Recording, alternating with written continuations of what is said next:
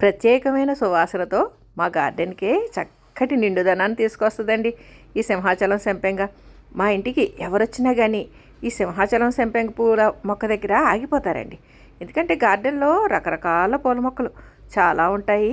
అంటే చామంతి, బంతి, కనకాంబరం, డిసెంబరం, ఏ పూల అందం ఆ పూలదేనండి. కాకపోతే మొత్తం మా గార్డెన్లో నిండుగా విరబూసే రకరకాల పూల మొక్కలు ఎన్ని ఉన్నా కానీ సంపెంగలు మాత్రం స్పెషల్ అట్రాక్షన్ అండి.